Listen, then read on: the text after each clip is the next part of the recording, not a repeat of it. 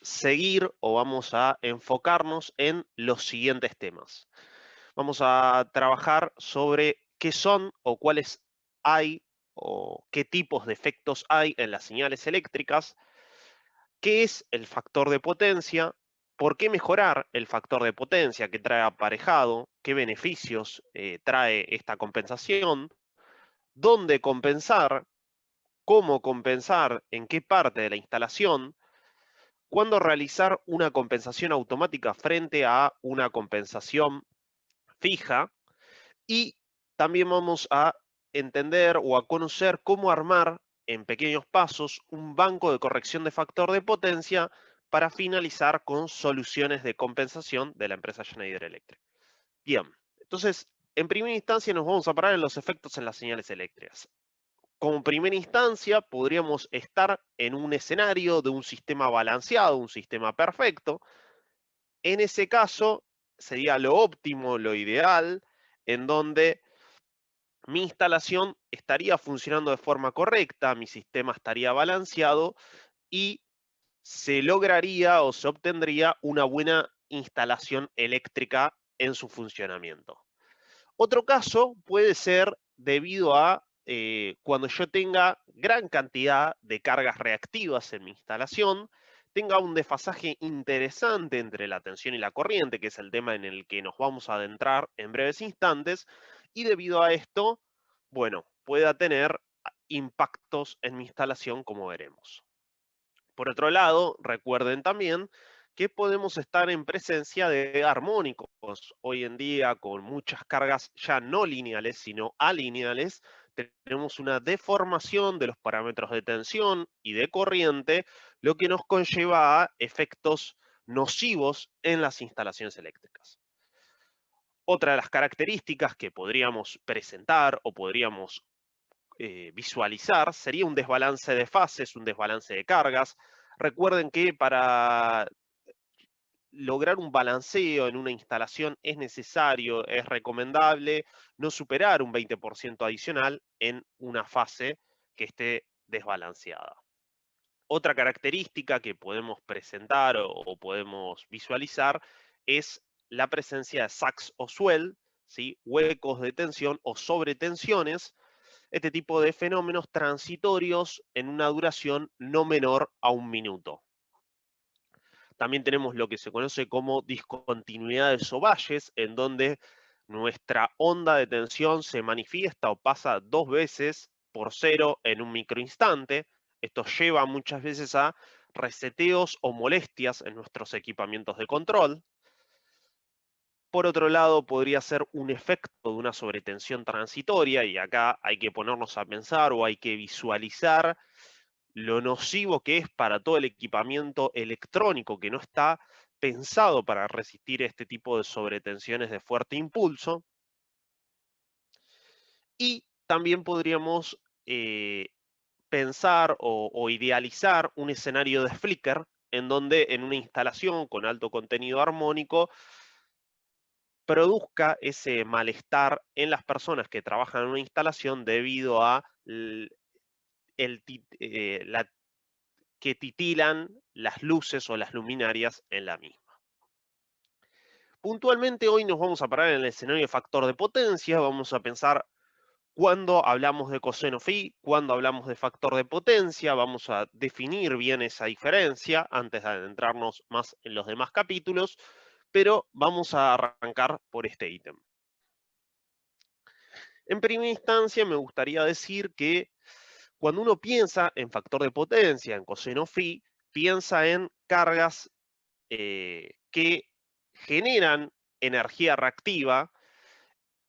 Este tipo de cargas, en su mayoría, son motores o transformadores. Recordemos que son todas cargas que tienen una corriente inductiva, resistivo-inductiva bastante interesante. El transformador, si uno piensa en su componente de corriente de vacío, es prácticamente inductiva. Recordemos también que la corriente de un transformador es un 5% de la corriente nominal, pero a lo que hay que tener en cuenta o lo que hay que pensar es que cuando uno posee un determinado número de cargas o cargas de este estilo, ya está en consideraciones de empezar a tomar medidas pertinentes para la compensación de la energía reactiva en la instalación. Algo interesante es conocer medianamente cuáles son los cosenos phi de cada una de las cargas. En el caso de que el fabricante, que muchas veces trae en su chapa característica de su equipo la información, no lo traiga, bueno, es importante por lo menos poder estimarla al momento de realizar o hacer un estudio de compensación de forma correcta. En ese caso, fíjense, uno podría contemplar que un motor asincrónico, que es tal vez la máquina trifásica más convencional en instalaciones para distintos tipos de movimientos o distintos tipos de acciones, varía su coseno phi de estar de vacío a plena carga. Fíjense que cuando está en vacío un motor, la corriente es muy inductiva, ¿sí? Fuertemente inductiva, mientras que cuando está a pleno carga, el coseno phi llega a un valor de un orden de 0,85, que si bien es bajo, no es, el escenario, no es el escenario en vacío. Otro tipo de cargas, fíjense que uno a veces está en una instalación de hornos o algunas otras características. Fíjense qué características de coseno phi tienen este tipo de cargas. Por ejemplo, los hornos a arcos 0,8, transformadores o rectificadores entre 0,7 y 0,9, eh, lámparas fluorescentes, 0,5, bueno, distintos tipos de maquinarias, de cargas que habitúan y están en las instalaciones con sus cosenos correspondientes. Fíjense que muchas veces en vacío no trabaja un motor, uno no lo pone en ese modelo o en ese modo de funcionamiento, pero sí tal vez trabaje a la mitad de la carga. ¿Por qué? Porque tiene que girar a una determinada cantidad de RPM, y tiene el motor sin ningún tipo de elemento auxiliar. Fíjense cómo varía inclusive trabajando al 50% de la carga nominal. Y ahora vamos a pasar a ponernos a pensar entre coseno phi y factor de potencia. Acá tenemos el triángulo característico de potencias en donde tenemos la energía reactiva y la energía activa y la energía aparente. Podemos decir que el coseno phi es la razón de la potencia sobre la potencia aparente, ¿sí? Esto nos da una idea de, ahora vamos a estudiar un poco la característica del coseno phi. Fíjense, en este escenario inicial estamos hablando o diciendo que coseno phi es equivalente a factor de potencia. Ahora después vamos a complejizarlo un poco más y vamos a ver con qué variante esta igualdad no se respeta.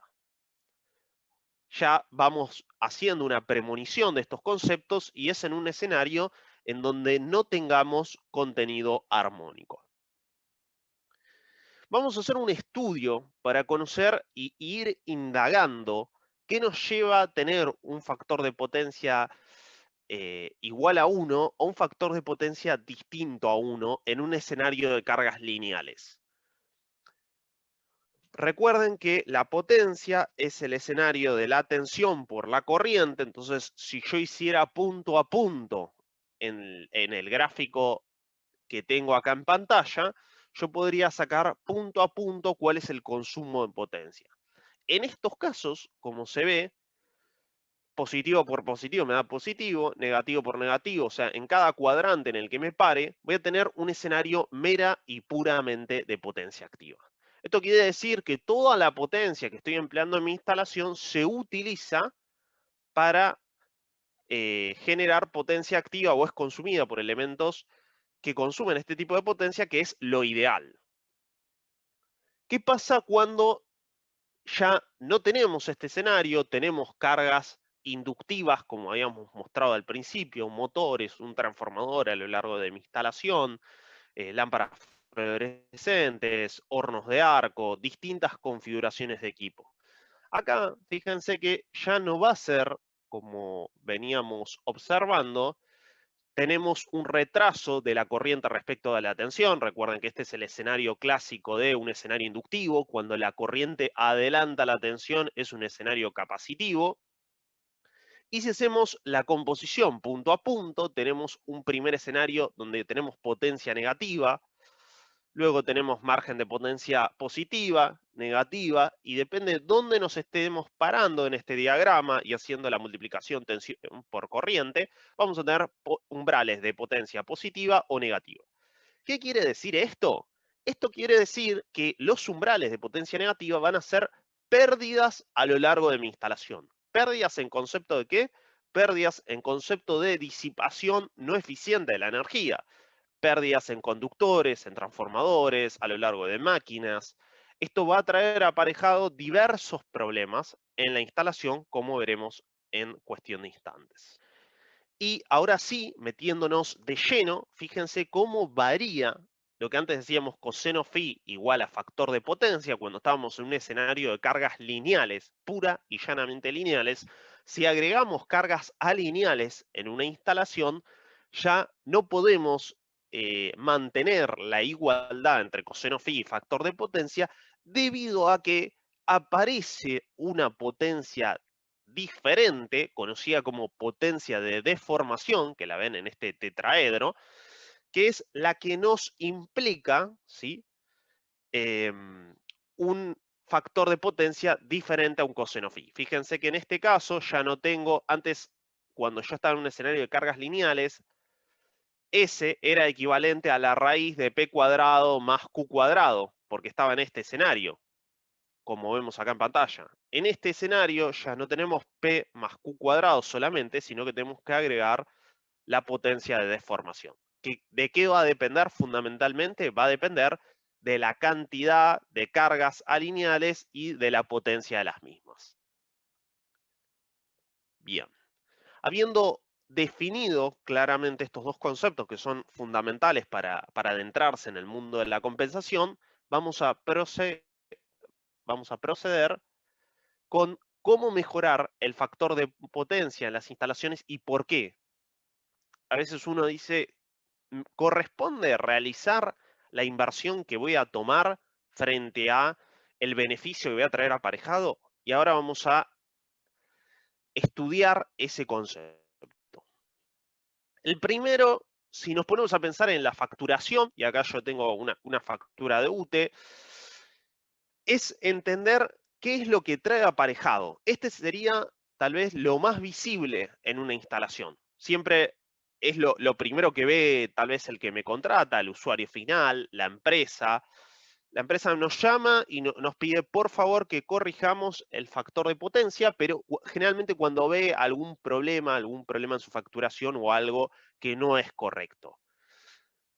Tengamos en cuenta que si la energía, o así por lo menos lo tiene establecido UTE, y acá si hay alguna corrección los invito a dejar sus mensajes en el chat con total seguridad, que la energía reactiva sobre la energía activa, si supera al valor ese cociente de 0,42, se generará un cargo adicional en la facturación de energía eléctrica por exceso de energía reactiva. Es decir, que si mi cociente entre energía reactiva y activa es superior a 0,42, voy a tener un exceso en el consumo de energía reactiva y una penalización por la misma. Distinto es el escenario en donde este cociente sea menor, en donde no solamente no se van a facturar cargos adicionales, sino que también, dependiendo en qué tarifa tenga contratado, si es una tarifa doble, triple o cual sea, menos exceptuando el caso de tarifa residencial, voy a tener beneficios de bonificación en mi tarifa eléctrica. Esto quiere decir que no solamente no voy a ser penalizado, sino que voy a tener una compensación por haber realizado este beneficio. Esto tiene que ver, y ahora lo vamos a ver en breves instantes, con que yo ayudo a la compañía distribuidora a maximizar la potencia aprovechable en sus transformadores.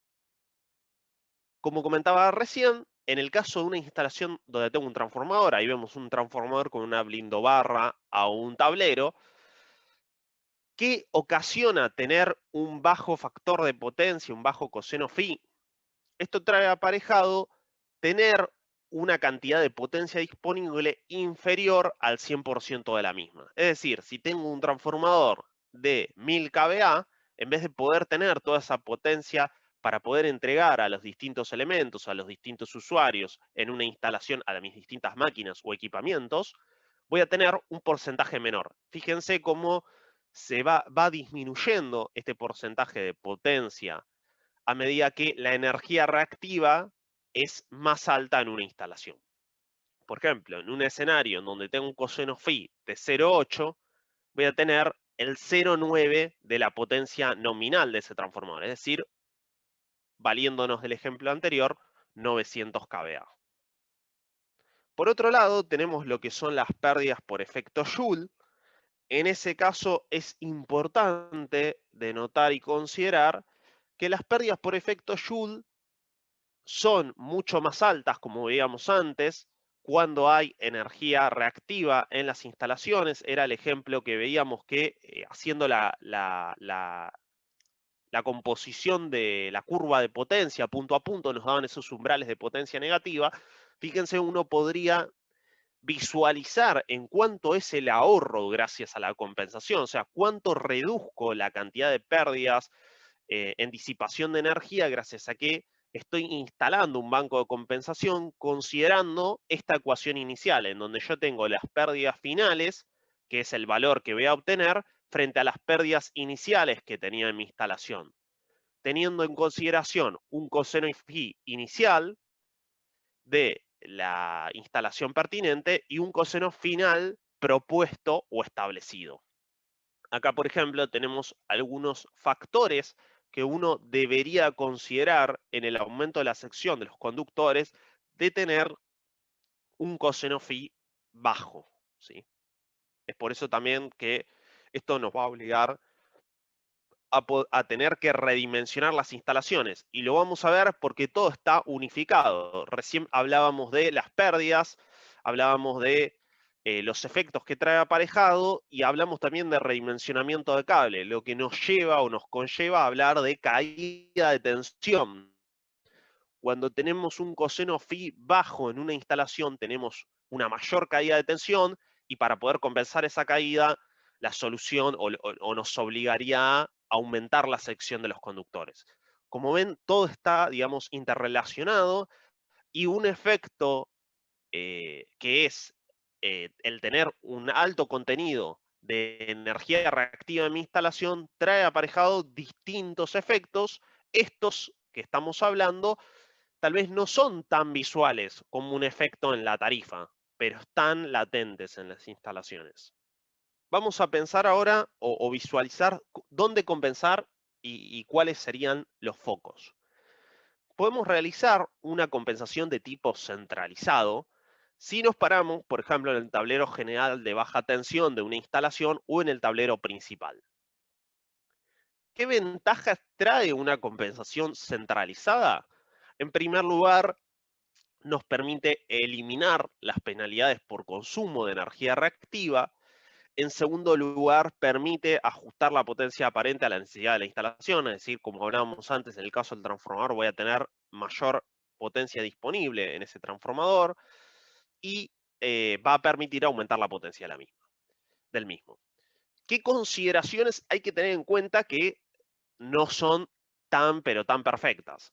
Primero, si uno hace o se pone a pensar qué pasa en los umbrales inferiores, desde donde está mi motor, tal vez en un tablero seccional o en un CCM, ¿sí? En un centro de comando de motores, hasta mi tablero principal, todo ese trayecto está cargado de energía reactiva, es decir, que tengo energía reactiva circulando por ese conductor, no la estoy eliminando de la fuente, lo que nos conlleva a tener una consideración de pérdidas sensibles en esa parte de la instalación. Si ahora pensamos en una compensación, pero del tipo grupal, lo que vamos a considerar es que haría la compensación directamente en el CCM.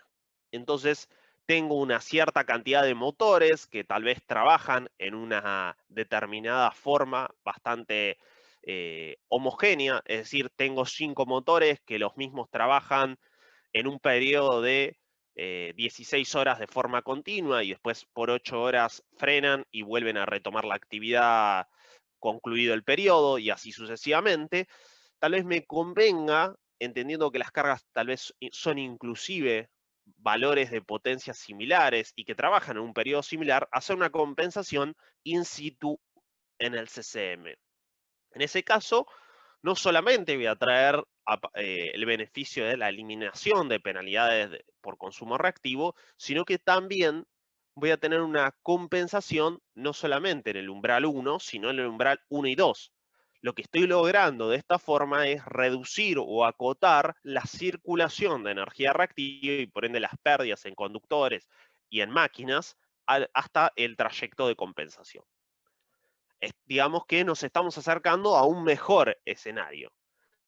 Y por último, podríamos pensar en una compensación directamente individual, in situ en la máquina, en donde teniendo o considerando una máquina de un elevado valor de potencia, voy a realizar la compensación en bornes de la misma.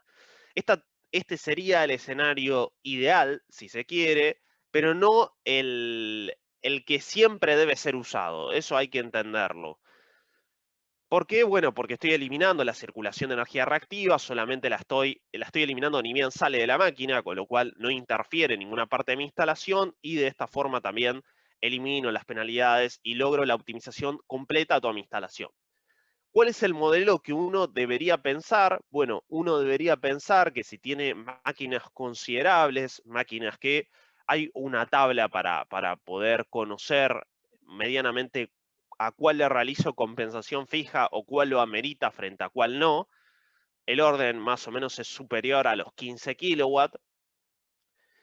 Es importante entender que no siempre conviene realizar una compensación individual porque tal vez ese motor trabaja solamente un periodo de tiempo, entonces hay que estudiar también no solamente desde el punto de vista de dónde o cuándo o el cómo, sino también la modalidad en que funciona esa máquina y lo ideal es trabajar con un híbrido de las tres soluciones propuestas, es decir, tener una compensación centralizada con un regulador automático, como vamos a ver ahora en breve, utilizar una compensación individual en aquella carga, tal vez tengo un motor de 50 kilowatts que funciona de forma constante en la instalación, y adicionalmente tal vez tengo un CCM de 5 motores que funcionan en un periodo de tiempo equivalente y son de una potencia similar. Entonces, lo ideal, si estoy en una etapa de diseño, es jugar al híbrido. Si estoy en una etapa en donde el cliente me llama, a veces puedo detectar la carga principal del consumo nocivo de energía reactiva y hacer una compensación in situ y una compensación centralizada o solamente hacer mediciones en el tablero y hacer la compensación en el TGBT. Ahora nos vamos a parar en la compensación automática.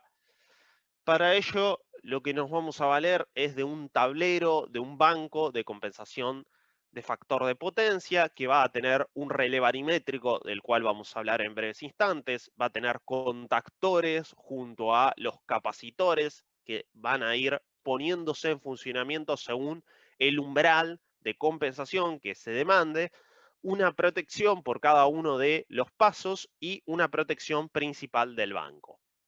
Fíjense, lo que va a hacer nuestro relevo arimétrico es va a ajustar la entrada o salida de los capacitores en función de un delta de un 10% del valor objetivo. Acá tenemos un poco cómo sería el esquema, tal vez más completo o parcial, en donde tenemos el interruptor principal de nuestro banco, tenemos el transformador de intensidad del relevo arimétrico, el relevo arimétrico conectado a cada uno de los contactores que van a comandar los distintos capacitores conectados en triángulo, una protección única para cada uno de los pasos, pudiendo ser un fusible o un interruptor, ¿no? Ahora vamos a ver un ejemplo de cómo calcular o ir calculando cada uno de los elementos del banco de compensación. Entonces, en primera instancia, ¿qué debería hacer? El primer paso para poder seleccionar de forma correcta la protección adecuada a cada uno de los pasos es realizar la división de la potencia reactiva por raíz de 3 por el nivel de tensión nominal. Esto nos va a dar un valor de corriente nominal capacitiva. Ese valor lo multiplico por un factor de 1,4. Recuerden que todo este tipo de cargas, y vamos a ver cuáles son las características propias en un contactor que traen aparejado para mitigar este efecto, son tipos de corrientes que tienen un valor de inserción o una corriente de arranque elevada. Es por eso que para lograr una protección adecuada debería multiplicar el factor antes expuesto por 1,4 veces. Luego debo pensar en curvas D cuando utilizo interruptores en lugar de fusibles. Recuerden que el interruptor permite la reposición de servicio en el caso de una actuación o que un capacitor haya presentado una falla. En ese caso, recuerden que la curva D dispara entre 10 y 14 veces la corriente nominal y una vez obtenido esa corriente nominal de interruptor termomagnético 1,4 veces por la corriente nominal del capacitor, resta ir al catálogo, seleccionar el dispositivo en cuestión en el tipo de curva D. Adicionalmente, si yo quiero hacer un mantenimiento preventivo y quiero cortar la instalación o quiero hacer una reparación o quiero tener una llave, un interruptor de corte principal para ese banco, debería utilizar o emplear un interruptor con regulación que nos permita una selectividad entre cada una de las protecciones por paso y el interruptor de cabecera. ¿Cómo voy a lograrlo? Utilizando un interruptor en caja moldeada con regulación, y la corriente para poder dimensionar el mismo va a ser equivalente a la sumatoria de las corrientes de cada uno de los interruptores termomagnéticos de los pasos.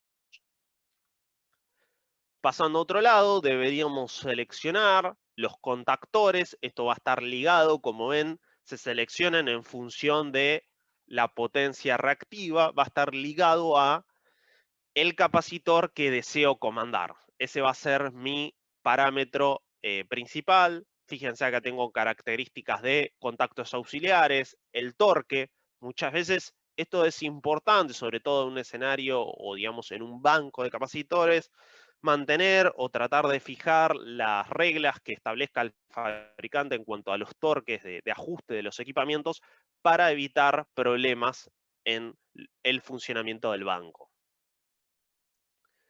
Consideraciones en cuanto a el cable que voy a tener en cuenta para cada uno de los umbrales de potencia reactiva a involucrar. Fíjense, por ejemplo, si tengo un umbral de 5 kVAR en 400 volt, mi cable debe ser como mínimo, estos son valores mínimos, de 1 milímetro.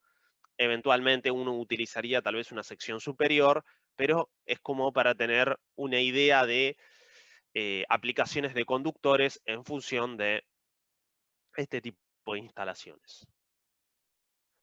Otra de las características, y es no menor, que muchas veces no se trabaja, y creo que ahí hay un gran campo de aplicación, primero después vamos a terminar esta capacitación dando algunos consejos prácticos de qué se recomienda cuando uno va a una instalación y se para frente a un banco de compensación de energía reactiva.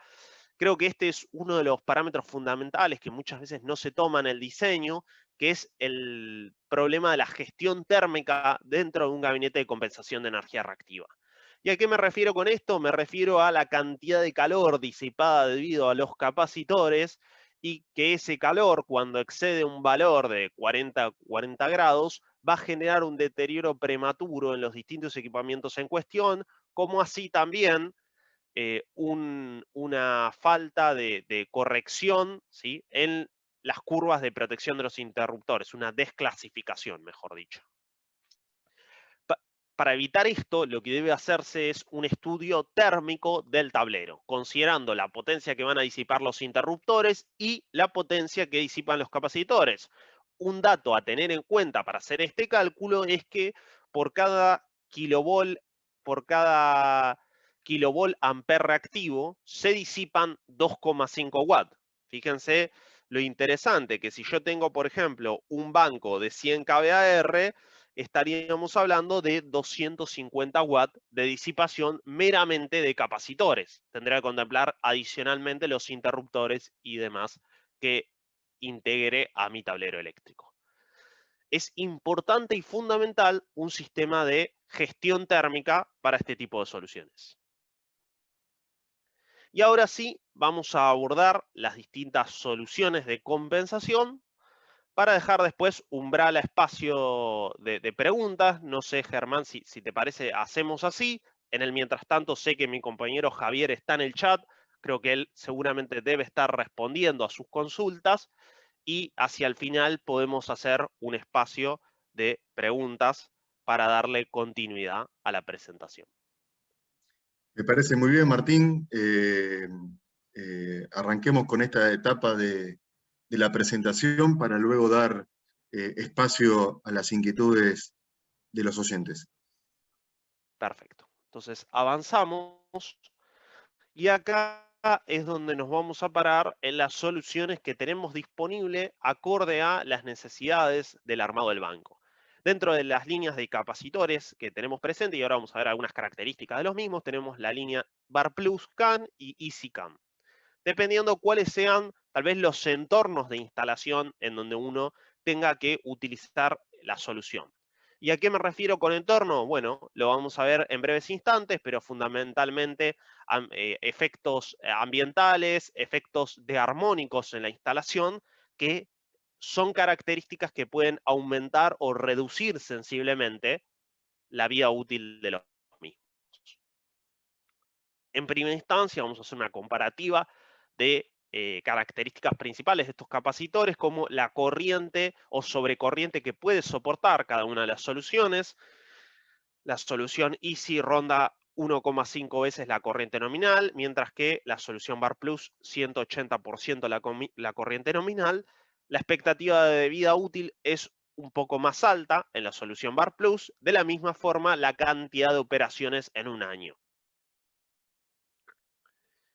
Es importante el parámetro NLL, no sé si lo tienen en cuenta o no cuando hacen un dimensionamiento de un banco, que es la relación entre las cargas lineales y no lineales. Este es un parámetro clave porque no todos los capacitores están habilitados o pueden trabajar con un idéntico valor de relación de cargas lineales versus no lineales. Fíjense, también tenemos la característica de temperatura de trabajo, pueden soportar hasta 55 grados la solución EasyCam y hasta un 95% de humedad relativa. En el caso de la solución Bar Plus, fíjense que tenemos un capacitor más resistente a cargas alineales. Si yo tengo una corriente más armónica en la instalación, puede soportar hasta un 20% del factor NL antes mencionado. Y ahora vamos a barrer algunas características principales cuando uno piensa en los dispositivos, en los capacitores, qué características deben traer estos equipos para aumentar o mejorar su performance de funcionamiento. La primera son resistencias de descarga. Esta característica es clave para poder disipar la energía que queda remanente en el capacitor posterior a la desconexión. Es necesario disipar esa tensión que queda almacenada, esa energía que queda almacenada, para evitar cualquier daño en el operador al momento de realizar un mantenimiento o una acción preventiva. Fíjense, acá tenemos la curva de cómo la misma se reduce a razón de 50 volt en un periodo de 60 segundos. Por otro lado, y caso no menor, el tema de la autocicatrización en los dieléctricos de tipo sólido. Recuerden que los capacitores están compuestos por láminas de polipropileno recubiertas por láminas de aluminio. Son varias vueltas de un material conductor y un material aislante, un material dieléctrico en su interior. Y luego lo que se hace es se rellena este tipo de capacitores con resina poliuretánica para aumentar el valor de rigidez dieléctrica de la solución. Cuando hacemos un estudio de los capacitores en sí, podemos detectar que muchas veces empieza a generarse algún defecto en el material del polipropileno, ya sea por distintas características, un exceso, un desgaste de la vida útil o distintos escenarios que pueda estar previsto. Con el aumento de temperatura, fíjense cómo el área que tiene el daño empieza a maximizarse y gracias a la propiedad de autocicatrización, lo que se va a generar es un pequeño arco eléctrico alrededor de esa área de falla, aislándola del resto del material dieléctrico. De esta forma se garantiza la continuación de la vida útil del capacitor. Ahora, supongamos que la falla persiste o empieza a existir en distintas partes del material dieléctrico. En ese caso, lo que va a empezar a suceder es un aumento considerable de la presión interna en el capacitor. Esta presión va a ir hacia la parte superior y va a terminar generando la expulsión de distintos ácidos o distintos elementos, y uno va a poder ver corroídos los bornes del capacitor, pero gracias a la válvula de alivio que tienen los capacitores, va a permitir evitar de esta forma un estallido del capacitor. Es importante tener en cuenta la válvula de alivio, o si el capacitor que van a adquirir, como si lo tienen los Bar Plus, tenga esta válvula de alivio de sobrepresión. Otra de las características es considerar o estudiar un poco en detalle los contactores, y para ello nos vamos a poner en el escenario de cuáles son las principales características que tienen estos contactores. No son los contactores tradicionales que uno utiliza para hacer un arranque estrella motor, un arranque directo o distintas consideraciones de arranque. Este tipo de contactores cuentan con resistencias de preinserción que reducen el pico de encendido a 60 veces la corriente nominal. Recuerden que estábamos hablando o mencionando que este tipo de cargas no son categoría AC1 o AC3, sino que son AC7 o similar. Esto genera una corriente de inserción elevada y para ello necesito mitigar ese efecto con una resistencia de preinserción.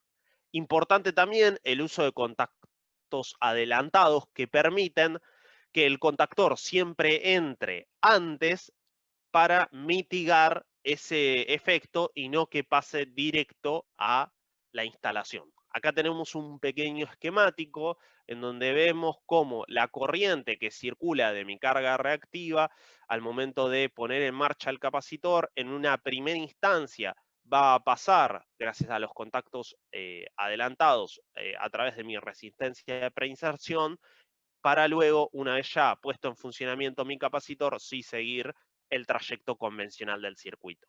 Es solamente una consideración que se toma en el momento del arranque. Recuerden, como habíamos mencionado antes, los contactores se seleccionan en función de un determinado valor de potencia reactiva que va a ser estimado en función de los capacitores que tenga colocado para cada uno de los pasos. Acá tenemos un pequeño esquema de una compensación o, digamos, un interruptor de cabecera, una salida y un capacitor. Siguiendo los pasos que antes mencionamos, ustedes podrían hacer, digamos, el estudio completo del banco, partiendo de el capacitor, calculando la corriente capacitiva, seleccionando el contactor pertinente a ese capacitor, seleccionando el interruptor o la protección individual, posteriormente pasando por la protección principal de ese banco y eventualmente seleccionando el relé barimétrico si es una compensación automática. Vamos a hablar algunos detalles del relé barimétrico.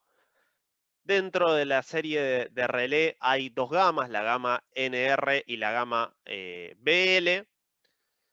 Los relé barimétrico, algo importante a considerar es la secuencia. No alcanzó el tiempo para profundizar en esto, pero tiene en cuenta si yo voy a tener una secuencia, un escalonamiento también se llama, del tipo unitario completo, unitario y luego 2 veces el paso inicial. Bueno, hay distintas modalidades, distintas temáticas. lo pueden encontrar en la hoja característica del equipamiento.